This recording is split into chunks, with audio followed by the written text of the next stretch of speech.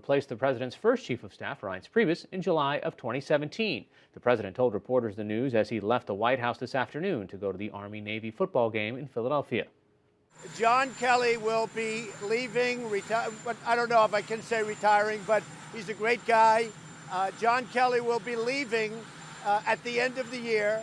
We'll be announcing who will be taking John's place. It might be on an interim basis. I'll be announcing that over the next day or two, but John will be leaving at the end of the year. The president also said he thinks the Russia investigation headed by Robert Mueller is, quote, going very nicely. Joining us now via Skype is NewsHour White House correspondent Yamiche Alcindor.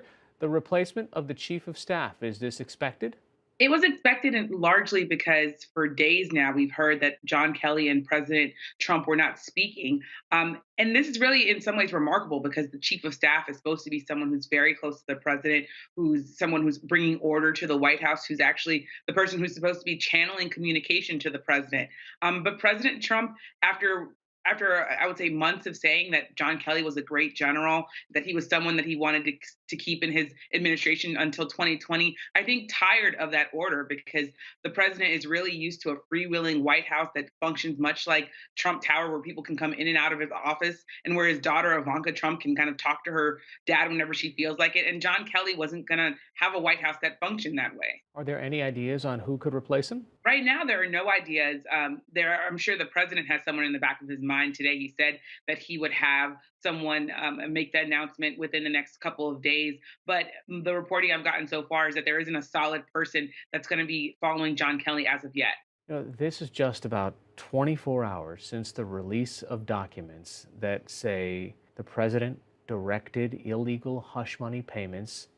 I mean, I'm just trying to put this in the context of the kind of information that you have to deal with on a daily basis covering the White House right now. Well, this is a White House that, while President Trump wants to say is functioning very smoothly, is actually, I think, in a state of chaos. And a lot of the times you have this continuing revolving door that's spinning of people continuously leaving the White House. And then you have this large cloud of the Russia investigation. The president is someone who is focused on it. He's tweeting about it daily. He is frustrated with the fact that he has these people that he thought were loyal to him now speaking to the special counsel. You think of Michael Cohen, you think of the executive editor of the National Enquirer, and other people that were close friends of the president who have now had interviews with the special counsel to, in a lot of ways, save their own necks. Michael Cohen was focused on making sure that he wasn't going to go to jail for a long period of time. And as a result, the president is now, I think, worried about what else could be coming out of the special counsel's investigation and out of Robert Mueller's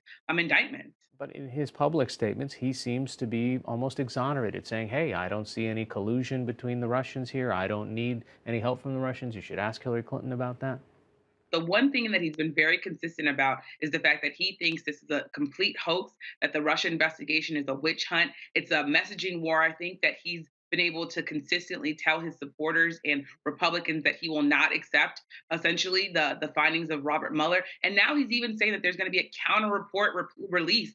The president now is going to have a counter narrative. And the president knows that reporters like you and I are going to have to follow in a lot of ways. We're going to have to report on what the president is saying if he puts out his own counter report. So I think we're going to start heading into days where the last 2 years are going to seem almost quiet compared to what might be coming. NewsHour White House correspondent Yamiche Alcindor joining us via Skype.